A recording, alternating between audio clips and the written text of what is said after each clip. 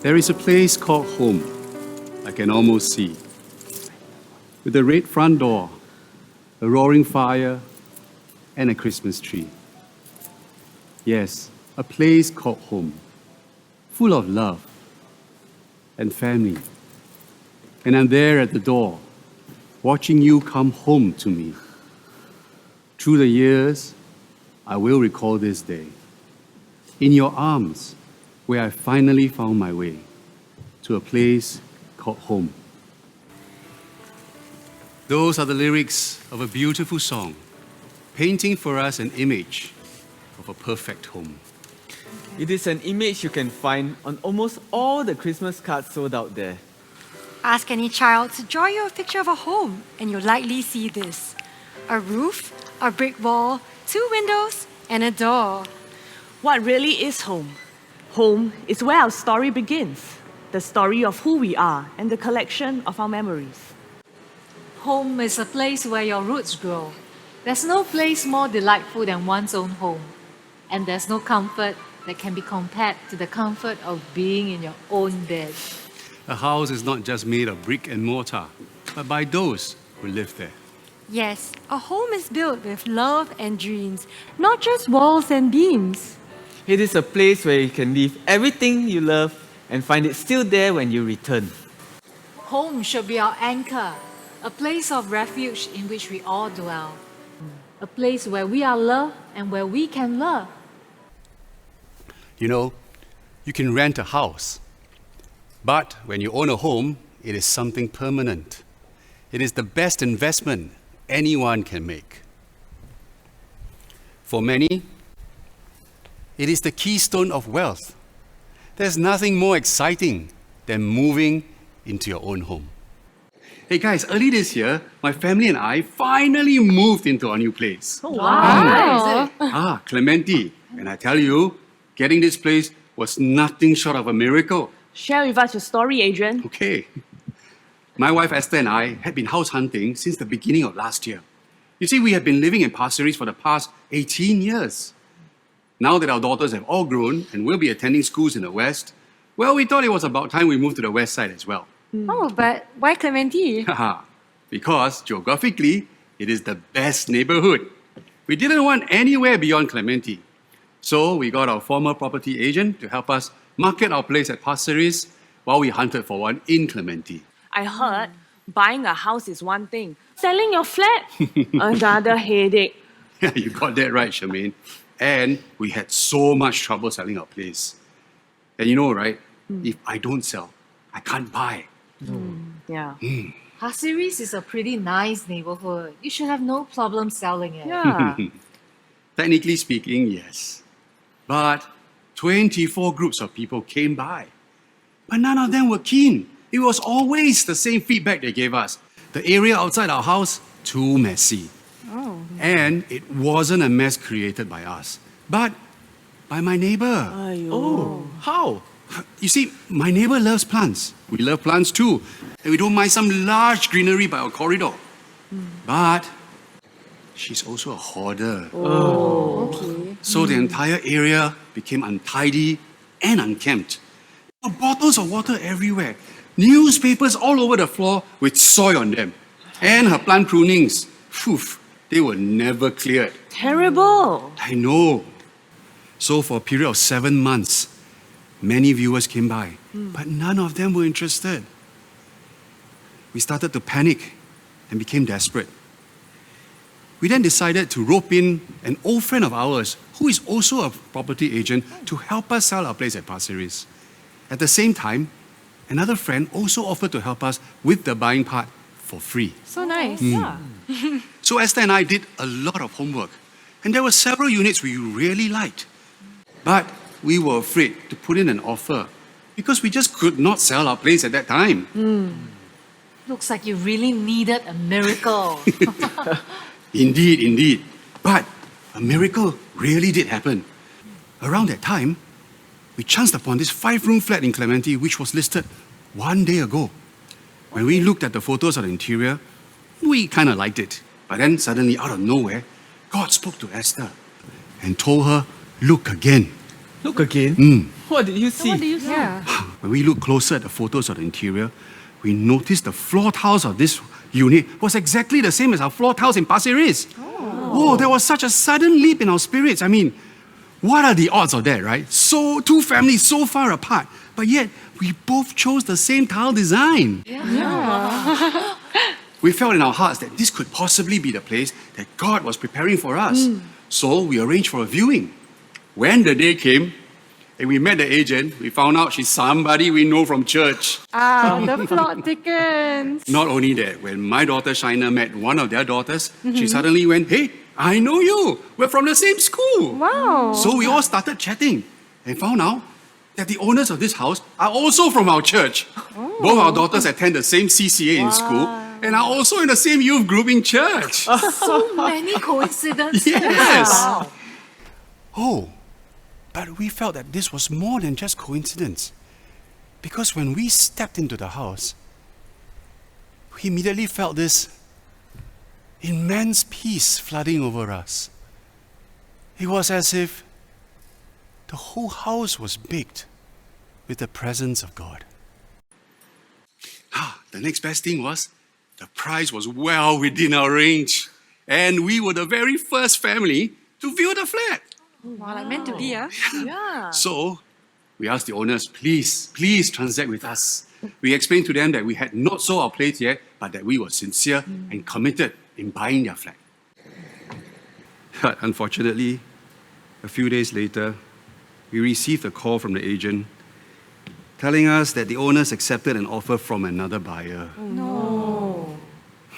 We were utterly disappointed. I mean, this can't be, right? There were so many signs, so many coincidences. The good price, the floor tile, the immense peace. We cried painfully over the matter. But in the end, we had to let it go into God's hands. If this place was for us, God would make it happen. Then Esther got another word from God, and he told her, lose to gain. One of those nights, I too had a dream. And in that dream, God told me, stand fast. And then all of a sudden, 2 weeks later, from out of nowhere, we got another call from the agent telling us the buyers withdrew their offer. Oh. Yeah. Yeah. Then when she asked us whether we were still interested in the unit, I mean, of course we were still interested in the unit. Duh. And after we confirmed the price with the owner, guess what? The 25th viewer, Taiwanese family, came by to view our Pasir Ris flat, and they wanted to buy it just like that. Wow. Believe it or not, they wanted my flat because of my neighbor's plants. How ironic is that? So in the end, we managed to get the Clementi flat we desired and also sold our Pasir Ris flat in the nick of time. And all this happened around Christmas last year.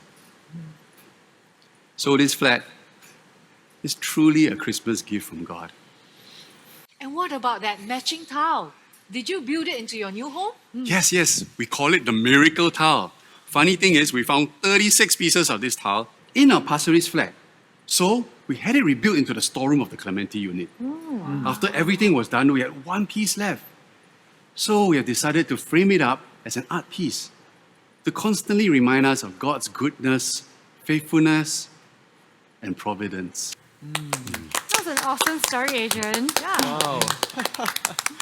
For Adrian, home is where his anchor drops. For me, home is where I hang my heart. Someone once said that the world is an open book, and those who do not travel read only one page. Wow. I am one of those infected with a bug. The travel bug. Who let this guy in? I still remember it was the year 2018. The date, December 23rd. I had my bags all packed and ready to fly off to New York that night. When I arrived at the airport, I was told that I needed an ESTA before I could check in. ESTA? What is that? Yeah, what's that? It's an application I needed to submit prior to my entry to the States. Without it, I could not enter the country. I've been to US many times and I never needed to apply for one. I suppose the regulations had changed. Yeah, but I thought our passport and gives us free access to most countries in the world. Yeah. Well, the airport officer told me to apply for it online, and it would take 24 hours for the approval to come through. But too long. I only had 2 hours prior to my takeoff. Yeah.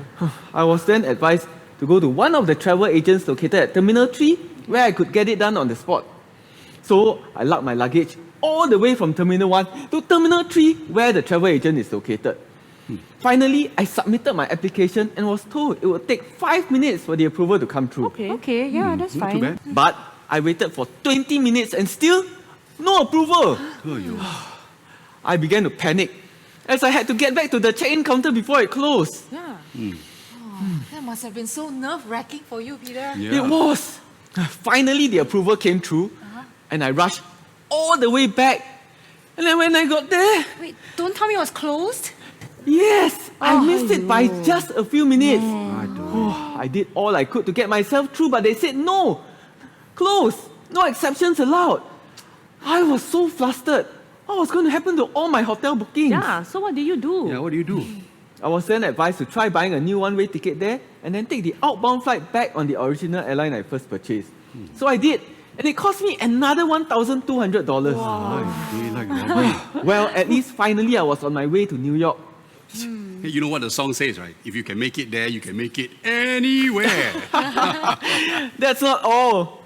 When I called the original airline I first bought the ticket from, I was told that for security reasons I could not take the outbound flight back. If I opted for a refund, I would have to pay a penalty of $350. Oh, yeah. In order to come home, I had to buy another one-way ticket back. Yeah.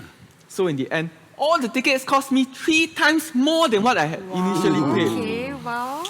Peter, you have been to New York so many times.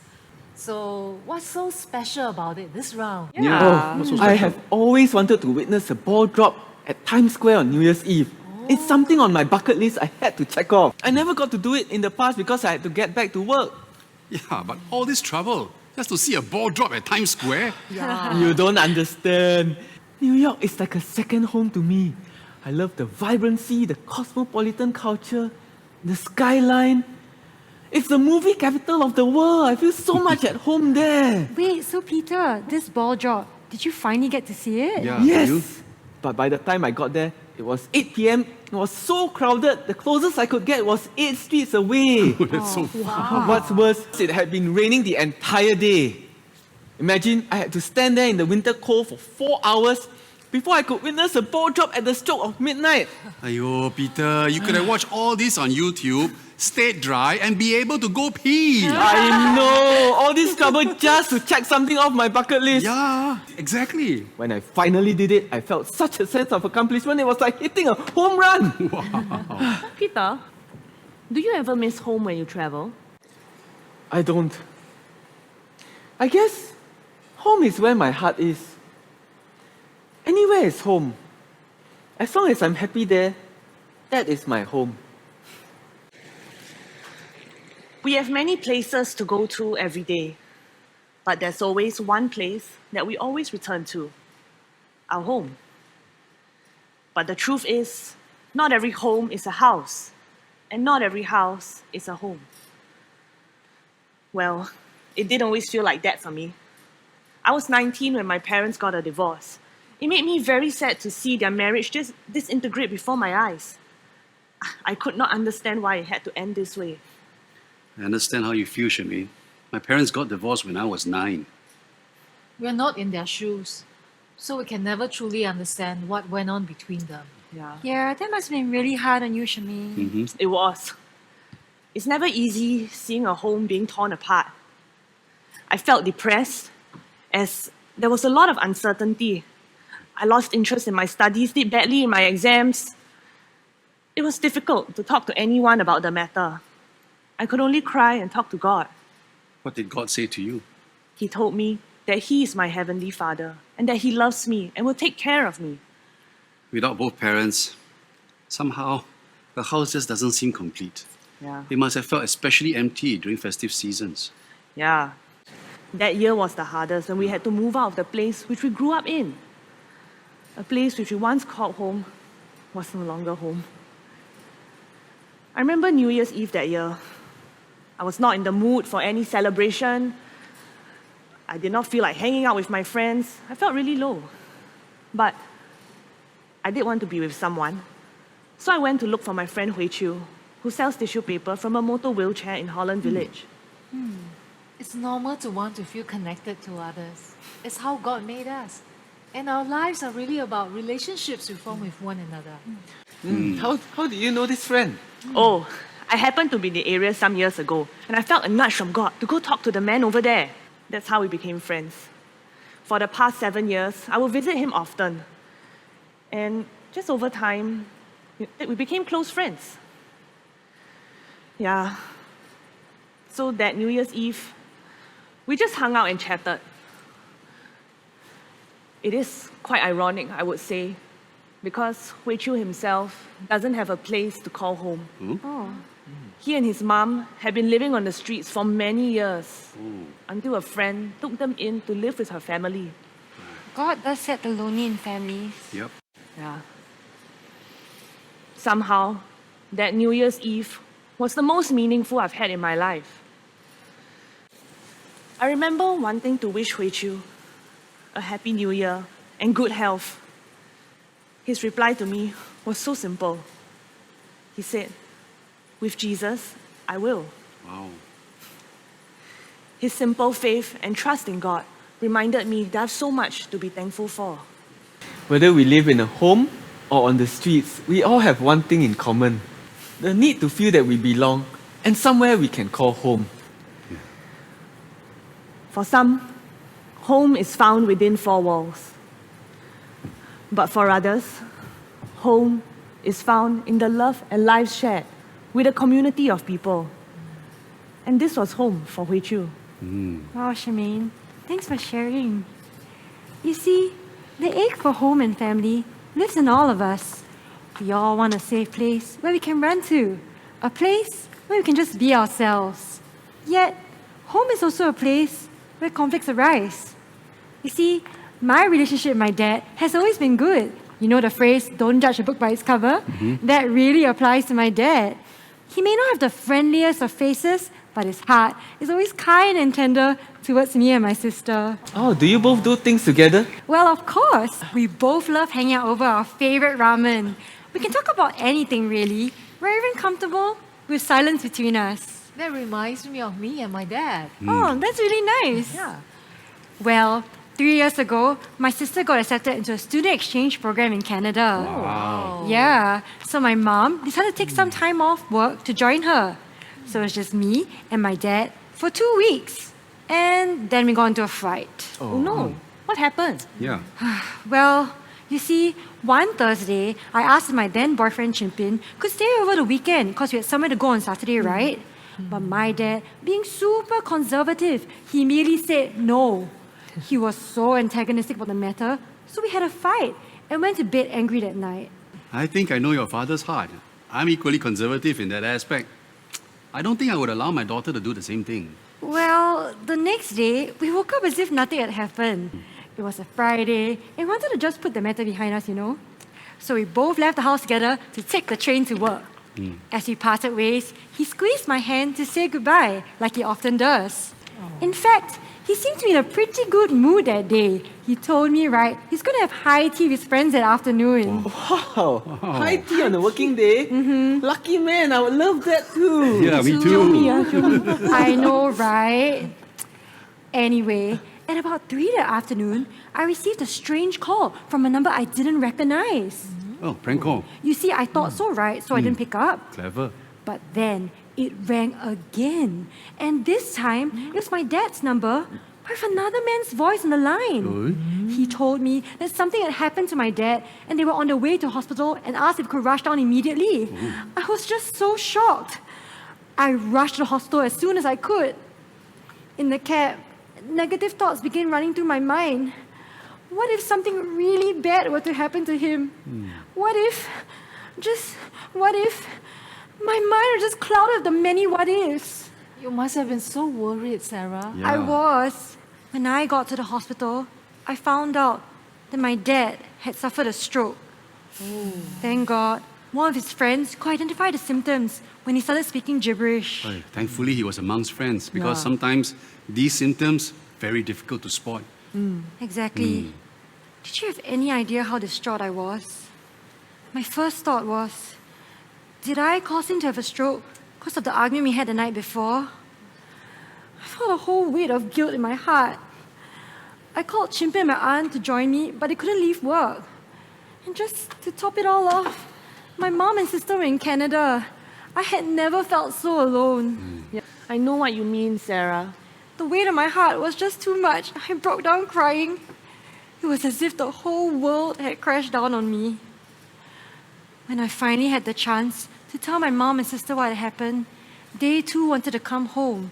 But I told them, no, it's just too troublesome to do so. Yeah.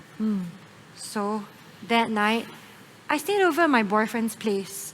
His family comforted and assured me that things would be all right. I felt safe and glad that I wasn't alone. Good that you were with his family. Yeah. After my dad's surgery, it took a while for him to recover. He was suffering from aphasia and couldn't name objects correctly. Did you know he even got my name and my sister's name mixed up?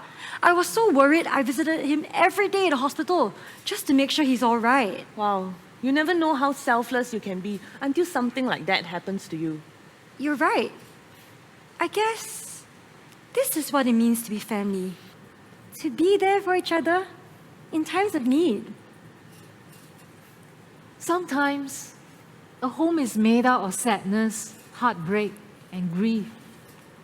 But still, home is where the heart lives. Growing up in my family, I had my dad, my mom, my grandma, and my two younger brothers. I was brought up by my ama. My ama loved to wear this samfu that was light blue, and her hair would be bun up, and she had the kindest eyes and the most gentle smile. Every night, before I sleep, she would sing to me. Ku jik me dua jik tu. Oh, that's adorable, Yen. Yeah. My grandma doesn't sing nursery rhymes, but she sends us WhatsApp stickers and voice messages. Wow. Pretty tech savvy, I must hip. say. Yeah. How about you, Peter? How's your grandma like? Oh, like a bee, always busy around the house. Mine's a disciplinarian, but she shows us affection by cooking up a storm in the kitchen. My ama too. She makes the tastiest ngoh Oh, hiang. yums. Every morning she will cook porridge for me, and every day before I went to school, she will braid my hair in different styles and patterns every day. Oh, she must have been a hairstylist in her time. Maybe. When I was 7, one time I saw this big box of toy cars that I really liked. And the next day, Ama bought it for me. nice. Ama, isn't this very expensive? She said, "Bioking lah, Ama chung tam pot lui." Aiyo. Oh. I was so touched and happy. Oh, your grandmother seems like a really nice person. Yep. She is. I really adore her. Then one day, she passed away. Oh, no. Dad said it was cancer. No, how old were you then? I was 11. I was very sad. Suddenly, there was no one to cook porridge for me. Even my hair was cut short because she wasn't there to braid them for me.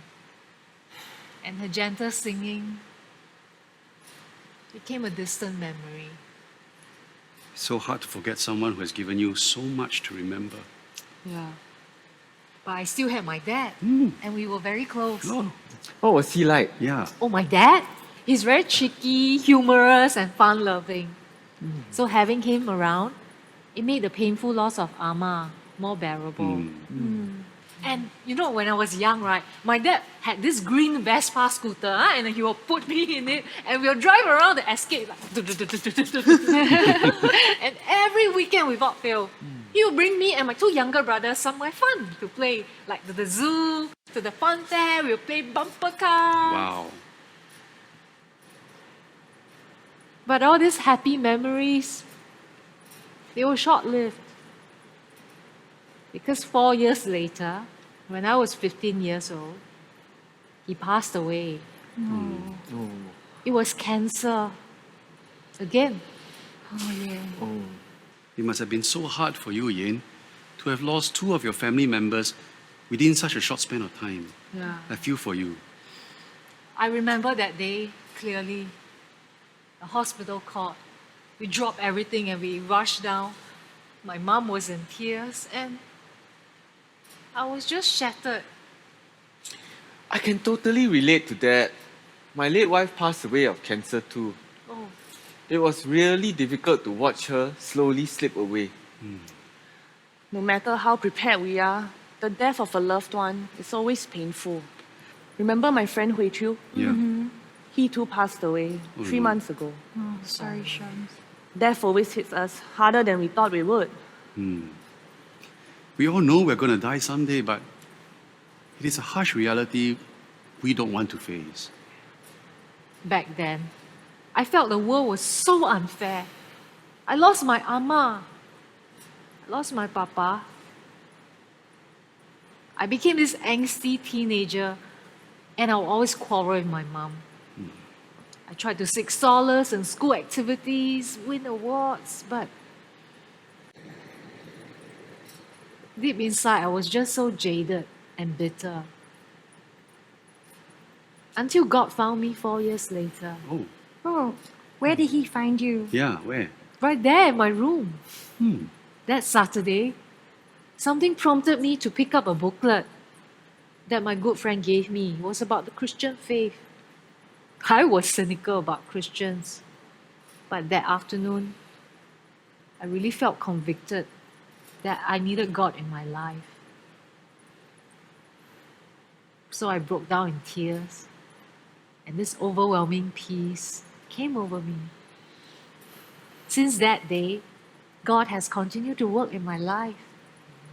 You know, I wasn't close with my mom, but God healed and mended our relationship, especially in the last years of her life. The healing process is like peeling an onion, layer by layer. Painful, but necessary. You know, I still think of them sometimes. Oh, like I'm when I sure. hear a scooter go by, I'll think of my dad or my ama when I eat porridge. My mom passed away a few years after that. But God, in His faithfulness, He continues to watch over me and my two younger brothers. When someone is in your heart, they're never truly gone. You just have to learn to deal with the gaping hole of their absence. Someone once said that grief can open up a place in our hearts that we never knew can hurt so much. But in this same place, it also opens up a love we never imagined possible.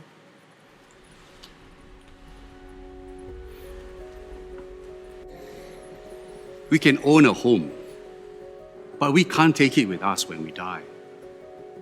We can travel the world, like Peter, but we must still find our way back home. We can build a house, but sometimes we are not able to fill our homes with joy and peace. We may have a home to return to, but our hearts will always yearn for something this world can never satisfy. We are all pilgrims on a journey back home, a home we have never yet been. Where then is this home?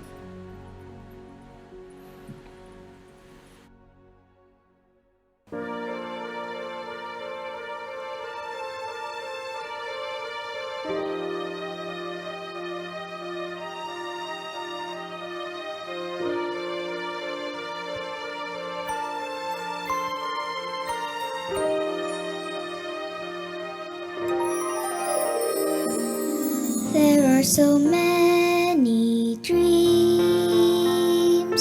running around my mind, just like a flowing stream running down the path to find somewhere to call my own.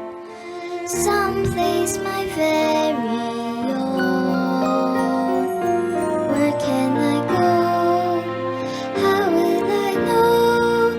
Where is this place called home? I know destiny, something that's meant to be. Certainly fate will shine on me, but I don't see.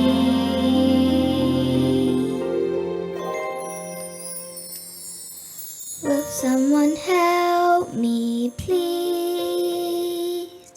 Will this confusion cease? Wishing upon a star, but it seems so very far.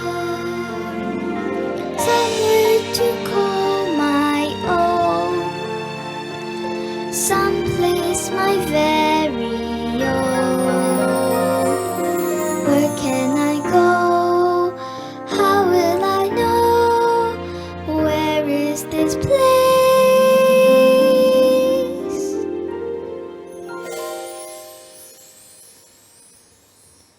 Where can I go? How will I know? Where is this place called home?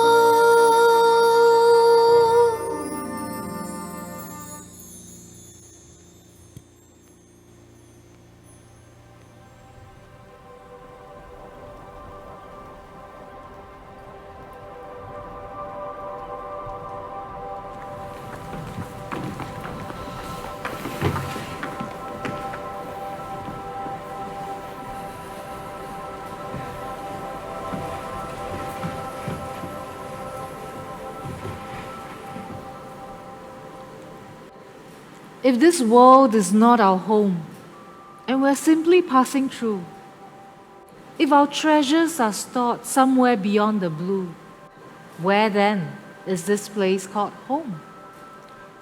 If our hearts will always yearn for something this world can never satisfy, perhaps it is proof that heaven is our eternal home. But what then does this place look like? From what I know, it's a place with many mansions. The gates are pearl and the streets pure gold. No darkness, tears, sorrow, sickness, nor death could reside in that place. It's a place filled with an overflow of love, joy, and peace. In fact, it's also a place where God dwells. Since the day you were born, you have already begun embarking on this journey. There is only one road that can lead you there. It is called the Road of Redemption. Some 2,000 years ago, the first Christmas, God left his heavenly home and in the form of a man came down to earth to be with us. Mankind was lost. The human race was in a dire state. The home of our hearts was full of darkness. That Christmas, Jesus came to bring peace to our fallen world, to heal the sick and the brokenhearted, to set us free from the claws of death. Did you know the road of redemption was once called the road of suffering? It was a road paved with much pain, scorn, betrayal, and finally, death. But Jesus chose to walk that road out of his love for you and me. The road of his suffering became for us the road of redemption, the only road that would eventually lead us home. Some journeys take us far from home, but there's only one that will lead you back. God's light will guide you home. Whichever state you're in, he will receive you. The journey back home begins with just a small step. Simply invite him into the home of your heart. It's about time to come home. Come home to love, God's love. Come home to forgiveness, joy, and peace. Wherever you are, come home. Come home. to his place called home.